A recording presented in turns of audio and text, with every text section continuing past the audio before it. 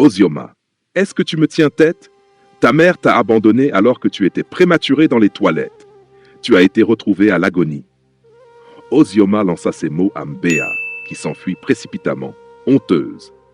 Tous les autres élèves éclatèrent de rire en la montrant du doigt, tandis qu'elle courait vers l'arrière de l'école, submergée par l'humiliation. Sa sœur jumelle, Mayele, alertée par les chuchotements dans les couloirs, se précipita à sa recherche. Elle la trouva recroquevillée dans un coin, le corps tremblant, noyé dans ses propres larmes. Voir sa sœur dans un tel état lui brisa le cœur. Sans hésiter, elle s'agenouilla auprès d'elle et l'enlaça. « Ne t'inquiète pas pour Ozioma, elle ne sait faire que ça, blesser les autres, » murmura-t-elle avec tendresse. Béa, le visage enfoui dans ses mains, sanglotait de façon incontrôlable. « Mais elle a raison, » balbutia-t-elle entre deux sanglots. « J'ai été abandonnée par notre mère, elle ne m'a jamais voulu. » Mayele la serra plus fort et tenta de la réconforter. « Tu n'as pas été abandonnée. Tu es aimée, pas seulement par moi, mais aussi par notre mère adoptive, Grace, et nos pères. Ozioma est cruelle parce qu'elle ne connaît pas l'amour. Ne la laisse pas t'atteindre. » Encouragée par ces paroles apaisantes, Mbéa essuya ses larmes et serra sa sœur en retour. Elle était reconnaissante de l'avoir à ses côtés et lui murmura un faible merci. Les semaines passèrent, mais l'intimidation ne fit qu'empirer. Ozioma inscrivit en lettres rouges des insultes sur les murs des toilettes, avertissant tout le monde de ne pas les utiliser, car c'était le lieu de naissance de Mbéa. Horrifié, Mbéa signala les faits au directeur de l'école, mais celui-ci resta de marbre, trop effrayé pour agir. Il savait que la mère d'Ozioma était une femme influente, et personne n'osait défier cette famille, pas même lui. Il préféra fermer les yeux, laissant Mbéa et sa sœur se sentir plus impuissantes que jamais. Si même les responsables de l'école refusaient de les protéger, à qui pouvait-elle faire confiance? Ce soir-là, pendant le dîner, leur mère, Grace, remarqua immédiatement que quelque chose n'allait pas. Contrairement à leur habitude, les jumelles restaient silencieuses et évitaient de croiser son regard. Elle attendit la fin du repas et les appela à part. Dès qu'elles furent seules avec elle, les jumelles éclatèrent en sanglots. Bouleversée, Grace les serra contre elle et leur demanda de tout lui raconter. En entendant ce que ses filles vivaient à l'école, sa colère monta. Le lendemain matin, elle se rendit immédiatement chez le directeur, exigeant que des mesures soient prises contre Ozioma. Mais celui-ci, mal à l'aise, lui répondit qu'il n'avait aucune preuve et que l'école ne pouvait pas agir sur de simples accusations. Grace était stupéfaite. Lorsqu'elle avait entendu Mbéa dire que l'administration ignorait ses plaintes, elle avait espéré qu'en venant en personne, elle leur ferait comprendre la gravité de la situation. Manifestement, elle s'était trompée. Le directeur détourna la conversation et lui fit comprendre qu'il ne bougerait pas. Furieuse, Grace appela son mari, Malik, qui était en déplacement pour affaires. Après avoir écouté toute l'histoire, il lui conseilla d'aller directement voir les parents d'Ozioma. Il fallait leur faire comprendre que si leur fille continuait à harceler Mbéa et Mayele, ils prendraient des mesures plus sévères. Déterminée, Grace décida de suivre ce conseil et se rendit chez Ozioma. En arrivant devant le grand domaine de la famille Okafor, elle inspira profondément pour contenir sa colère. L'opulence des lieux témoignait du pouvoir et de l'influence de cette famille. Redressant les épaules, elle s'approcha du garde. « Je suis ici pour voir Madame Okafor », déclara-t-elle fermement. Le garde passa un appel et, quelques instants plus tard, lui ouvrit les grilles. Grace entra dans l'immense manoir et fut accueillie dans un salon luxueux où Madame Okafor l'attendait, le regard impassible. « Que puis-je faire pour vous ?» demanda-t-elle d'un ton calme, mais chargé de supériorité. Grace ne perdit pas de temps. « Je viens vous parler de votre fille, Ozioma. Elle harcèle ma fille Mbéa depuis des semaines. J'ai signalé cela à l'école, mais personne n'ose agir par peur de votre influence. En tant que mère, je vous demande d'intervenir et de mettre un terme à cette cruauté. » Madame Okafor haussa un sourcil et afficha un sourire narquois. « Ma fille? Intimider quelqu'un? C'est absurde. Ozioma est une enfant bien éduquée. Vous devez faire erreur. » Grace raffermit sa posture. « Ce n'est pas une erreur. Mes filles sont en larmes chaque jour à cause de votre fille. Ozioma les humilie devant toute l'école, écrit des insultes ignobles sur les murs et les pousse à bout. Cette situation doit cesser. Madame Okafor éclata alors de rire et secoua la tête. Vos filles sont faibles. Elles devraient apprendre à se défendre au lieu de se plaindre. Ce n'est pas à ma fille d'être blâmée pour leur fragilité. Les poings de Grace se crispèrent. Son sang bouillait. Elle savait qu'elle devait garder son calme, mais cette femme dépassait les limites. Elle la fixa droit dans les yeux et déclara froidement « Si l'intimidation continue, votre fille le regrettera amèrement. Je vous donne une chance de régler cela pacifiquement. Tenez votre fille éloignée des miennes, sinon... » Mme Okafor l'interrompit, son regard devenant glacial. « Sinon quoi? Vous osez me menacer ici, chez moi? Vous semblez oublier à qui vous parlez. » Grace ne broncha pas.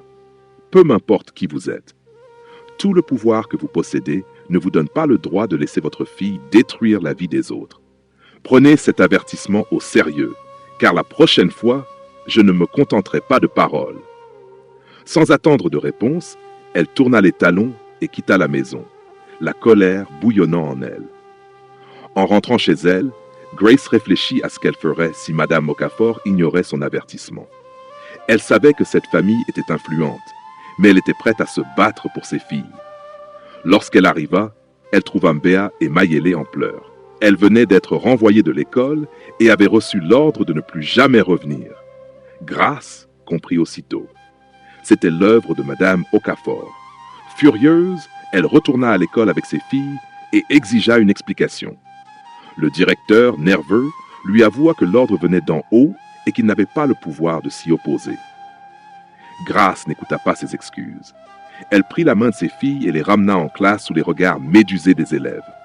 Là, elle surprit Ozioma en train de se vanter d'avoir fait expulser Mbéa et Mayele. « Personne ne s'en prend à ma famille sans conséquence », disait-elle fièrement à ses amis.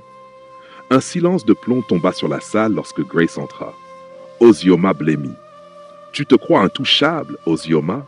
lança Grace d'une voix glaciale. La salle entière retint son souffle.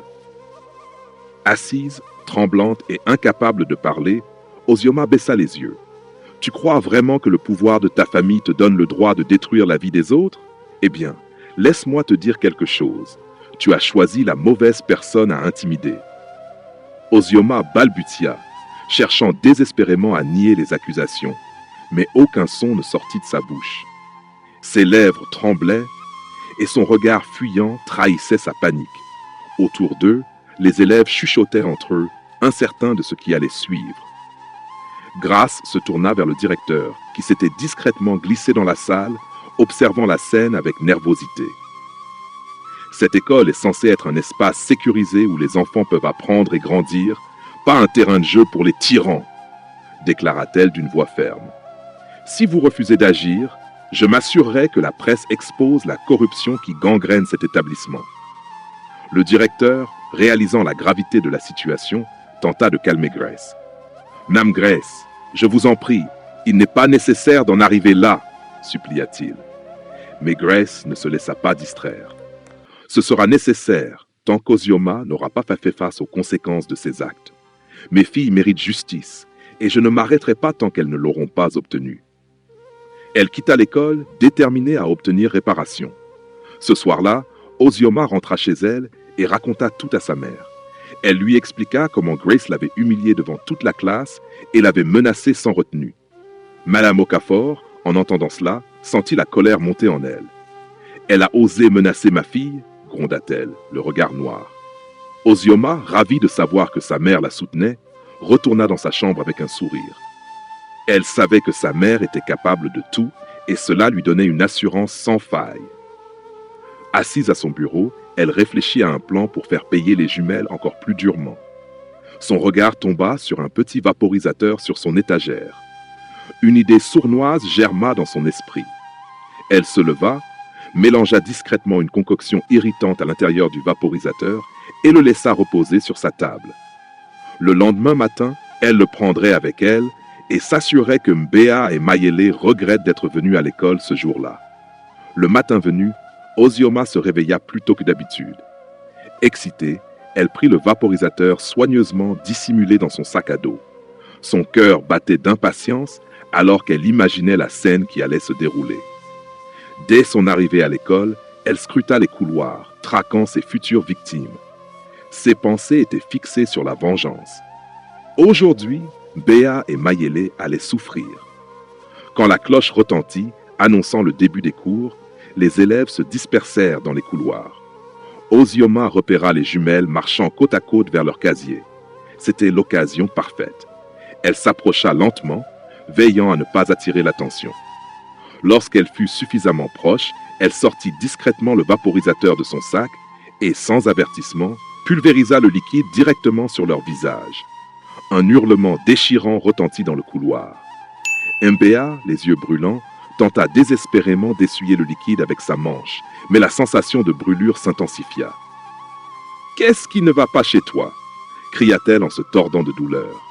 Mayele, elle aussi, suffoquait, ses yeux enflammés et sa peau rougissant rapidement sous l'effet de la substance. Une éruption cutanée apparut presque instantanément sur son visage. Ozioma, satisfaite du chaos qu'elle venait de provoquer, éclata de rire. Les autres élèves, témoins de la scène, s'affolèrent. Certains coururent chercher de l'aide, tandis que d'autres observaient, horrifiés. Le directeur, accompagné de plusieurs enseignants, arriva précipitamment et découvrit les jumelles en larmes, se tenant le visage. Ils furent immédiatement conduits à l'infirmerie où l'infirmière tenta de neutraliser les effets de la substance. Pendant ce temps, Grace, qui était venue à l'école pour une réunion avec le directeur, fut alertée de l'incident. Lorsqu'elle vit ses filles allongées sur des brancards, le cœur lui manqua. « Que s'est-il passé ?» demanda-t-elle, paniquée. L'infirmière lui expliqua l'attaque et la rage s'empara de Grace. « Où est-elle » demanda-t-elle, sa voix tremblante de colère. Elle quitta l'infirmerie et se précipita vers le bureau du directeur. Elle arriva juste à temps pour voir Madame Okafor saisir la main d'Ozioma et tenter de l'emmener avant que l'école ne puisse prendre des mesures disciplinaires. « Vous n'avez aucun droit de toucher mon enfant !» s'exclama Madame Okafor en voyant Grace approcher. « Je ne laisserai personne ruiner la vie de ma fille pour ces absurdités. »« Des absurdités ?» hurla Grace en retour. « Votre fille vient d'attaquer les miennes avec une substance nocive, et vous osez minimiser cela ?» Madame Okafor afficha un sourire condescendant. « Vos filles sont faibles. Peut-être devriez-vous leur apprendre à se défendre au lieu de gaspiller votre énergie à vous plaindre. » Grace sentit son sang bouillir. Avant qu'elle ne puisse répliquer, Madame Okafor tira Ozioma vers sa voiture et quitta l'école en trombe. Ozioma, assis sur le siège passager, regarda par la fenêtre et lança un sourire narquois à Grace avant que la voiture ne disparaisse. Grace, pétrifiée par l'audace de cette femme, sentit son estomac se nouer. Comment pouvait-elle être si insensible? Plus tard dans la journée, après s'être assurée que ses filles allaient mieux, elle rentra chez elle et appela son mari. Elle lui raconta tout, la voix tremblante de rage et de frustration. De l'autre côté de la ligne, Malik était furieux. « Nous avons essayé de résoudre cela pacifiquement, dit-il.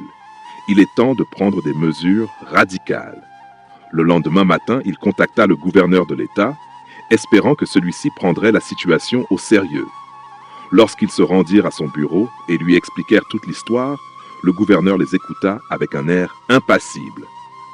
Après un silence pesant, il prit enfin la parole.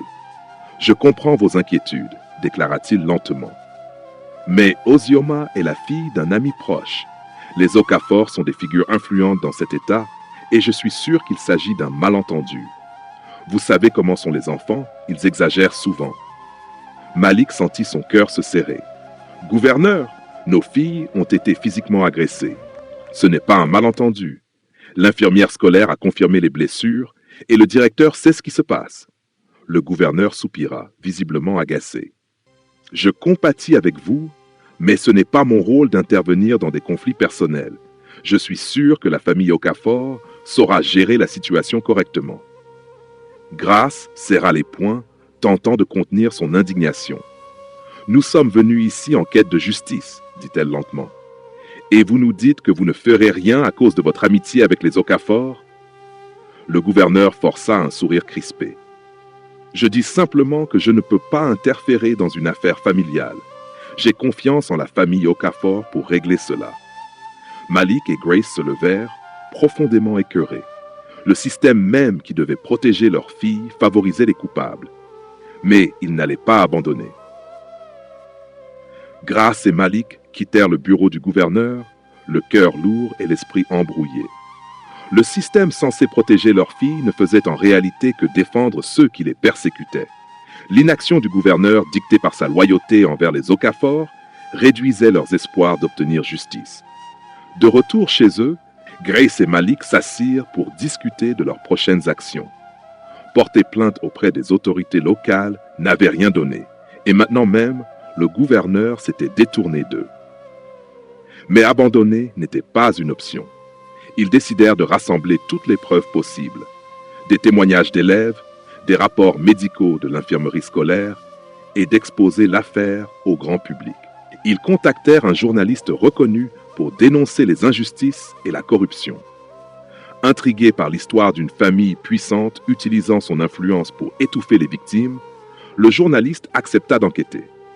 En quelques jours, un article fut publié, relatant dans les moindres détails l'épreuve des jumelles, l'intimidation, l'attaque brutale et l'indifférence cruelle des Okafor face à leurs souffrances. L'article fit rapidement le tour des médias et souleva une vague d'indignation nationale.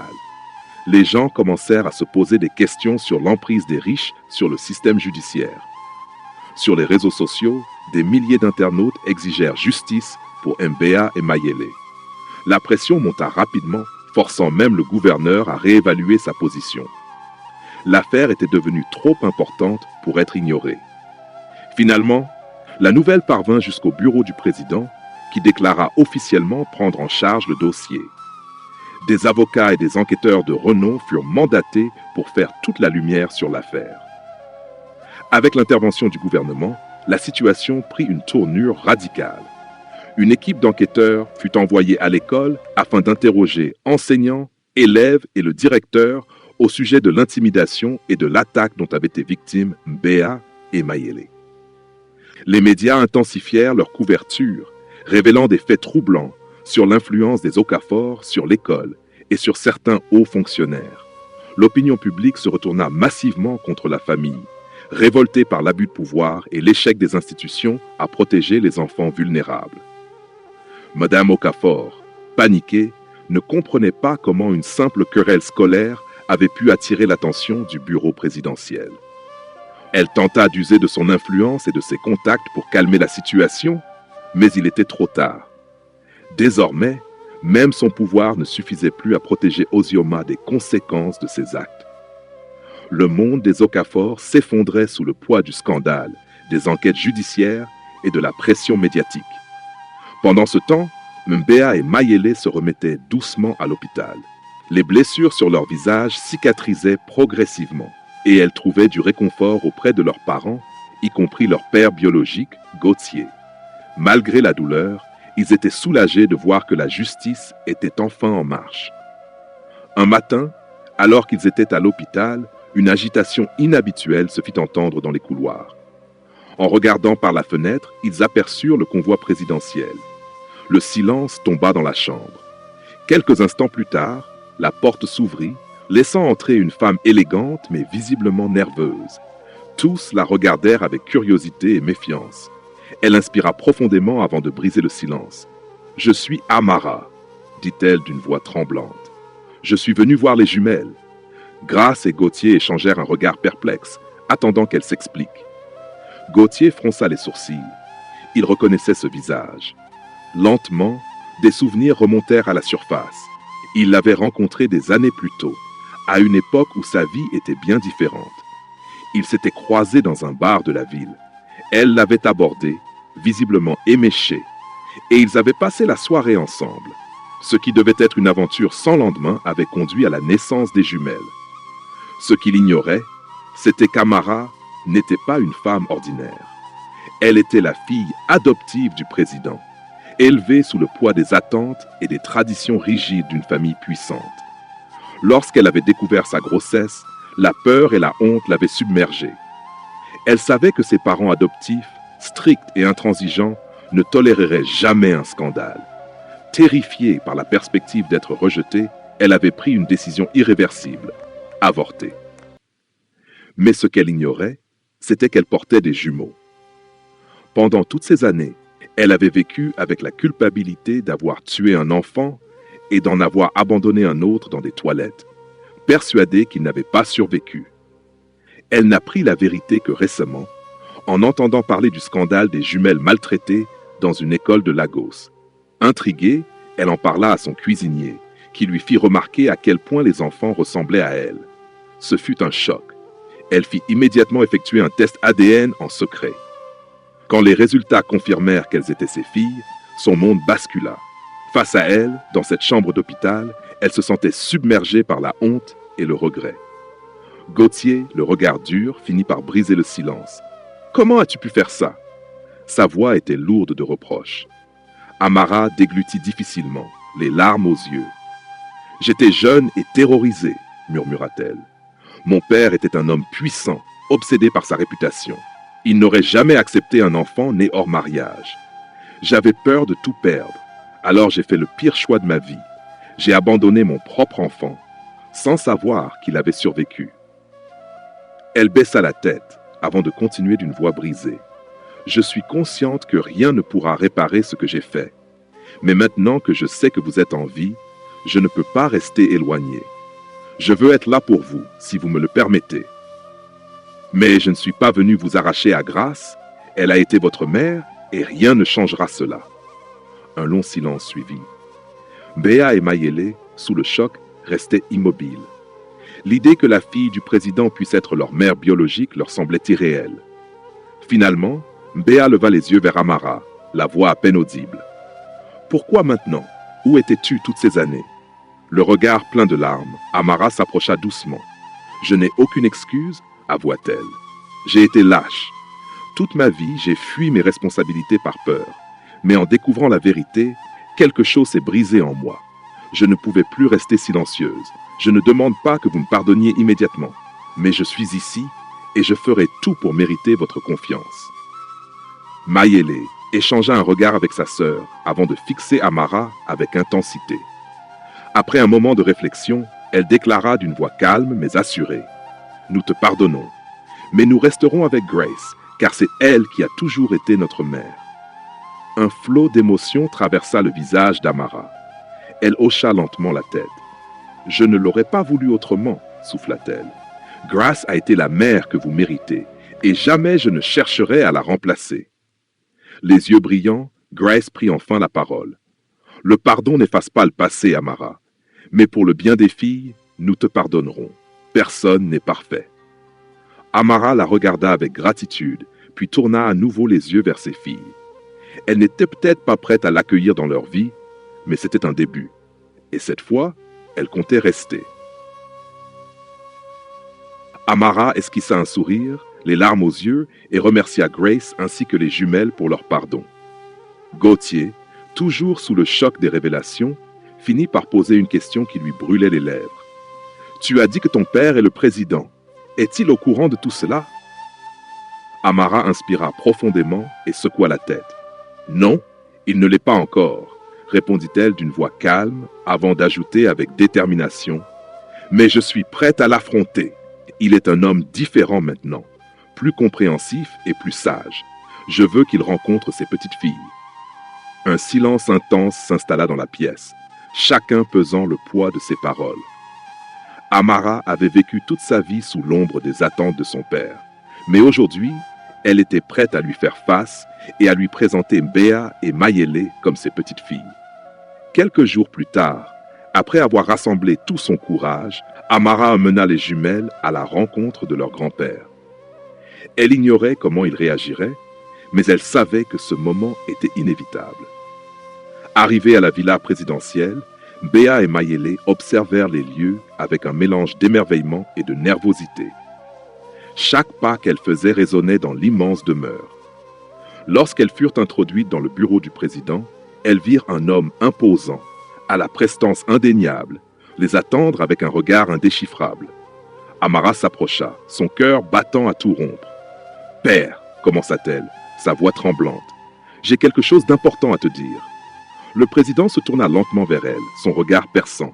« Amara, de quoi s'agit-il » Amara sentit sa gorge se nouer, mais elle trouva la force de continuer. Père, voici Mbéa et Mayele, tes petites filles. Elles sont nées il y a des années, lorsque j'étais jeune et naïve. Un silence pesant s'abattit sur la pièce. Le président fixa les jumelles, son visage restant impassible alors qu'il assimilait l'information. L'atmosphère était lourde et tous retenaient leur souffle, essayant de déchiffrer sa réaction. Finalement, il s'avança vers Mbéa et Mayele. Son regard, d'abord sévère, s'adoucit, puis, à la surprise générale, il esquissa un large sourire avant de les prendre dans ses bras. Les larmes coulèrent librement sur le visage d'Amara, alors qu'elle assistait à cette scène qu'elle n'aurait jamais osé imaginer. Mbéa et Mayele, d'abord hésitantes, se laissèrent aller à cette étreinte inattendue. L'étreinte du président était chaleureuse et sincère, leur apportant un sentiment d'acceptation qu'elles n'auraient jamais anticipé. À cet instant, elles comprirent que leur famille venait de s'agrandir, non seulement en nombre, mais aussi en compréhension, en pardon et en amour. Les craintes d'Amara avaient été surmontées, et bien que les jumelles restassent profondément attachées à Grace, elles avaient désormais une famille élargie qu'elles n'avaient jamais connue. Au fil des jours, les liens entre eux se renforcèrent, et bien que le chemin vers la guérison fût encore long, ils savaient qu'ils avançaient ensemble, unis. Grace demeurait leur mère, mais Amara, après avoir affronté son passé et ses peurs, faisait désormais partie de leur avenir. Avec l'acceptation du président, les jumelles entamèrent une nouvelle vie, plus paisible et plus stable, enviée par tous ceux qui avaient jadis douté d'elle. En parallèle, les procédures judiciaires contre Ozioma et sa famille suivirent leur cours. L'école prit finalement la décision d'expulser Ozioma, et l'influence de Mme Okafor sur les autorités de l'État s'effondra rapidement. La réputation des Okafor fut irrémédiablement ternie, et ils furent tenus responsables de l'intimidation et de l'agression qui avaient failli briser la vie de Mbéa et Mayele. En fin de compte, la justice triompha. Les jumelles ne furent pas seulement innocentées, mais elles retrouvèrent également une partie de leur histoire qu'elles croyaient perdue. Ensemble, elles apprirent à se reconstruire, à puiser leur force dans l'amour de leurs deux familles. Cette histoire nous rappelle une vérité fondamentale. Personne n'est au-dessus de la loi. Le pouvoir et l'influence ne doivent jamais servir à opprimer les autres, mais à protéger et à faire le bien. Les parents doivent apprendre à inculquer à leurs enfants des valeurs de bienveillance et de respect. Si un enfant devient un bourreau, il est du devoir des parents de confronter la vérité et de corriger son comportement, plutôt que de le protéger et de l'encourager dans l'injustice. Car protéger un tyran ne fait que semer davantage de souffrance. Enfin, avant de prendre une décision, chacun devrait réfléchir à ses conséquences à long terme, afin d'éviter des regrets qui pourraient hanter une vie entière. J'espère que vous avez apprécié cette histoire.